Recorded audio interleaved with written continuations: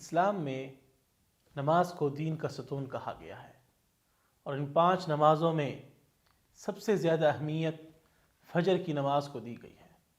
فجر کی نماز وہ نماز ہے جو رات کی نیند اور آرام کو ترک کر کے اللہ کی رضا کے لیے ادا کی جاتی ہے۔ اللہ تعالیٰ قرآن حکیم میں فجر کی نماز کا ذکر کرتے ہوئے فرماتے ہیں: اقم الصلاة لدلوک الشمس الى غسق اللیل وقرآن الفجر ان قرآن الفجر کان مشہودا۔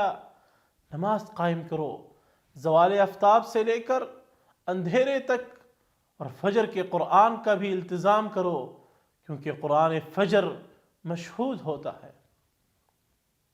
فجر کی نماز کا ایک خاص مقام ہے کیونکہ فرشتے اس وقت حاضر ہوتے ہیں اور اللہ کے بندوں کی عبادت کے گواہ ہوتے ہیں۔ اس سے یہ بھی معلوم ہوتا ہے کہ فجر کی نماز کا وقت وہ ہے جب اللہ کے نیک بندے اللہ کی رحمت اور سکینت کے خاص دائرے میں ہوتے ہیں۔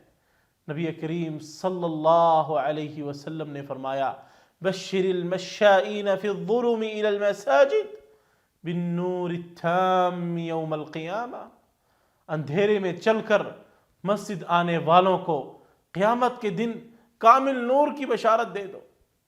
یہ فرمان رسول صلی اللہ علیہ وسلم بتاتا ہے کہ جو لوگ فجر کی نماز کے لیے اپنی نیند اور آرام کو قربان کرتے ہیں انہیں قیامت کے دن اللہ کی طرف سے خاص نور عطا ہوگا۔ شیخ ابن عثیمین رحمہ اللہ فرماتے ہیں: ان مسلمانوں کا احترام کرنا واجب ہے جنہوں نے فجر کی نماز کے ذریعے اپنے ایمان کی سچائی ظاہر کی ہے، کیونکہ فجر کی نماز صرف مومن ہی ادا کرتا ہے اور کسی کو ان پر زیادتی کرنے کی اجازت نہیں ہے۔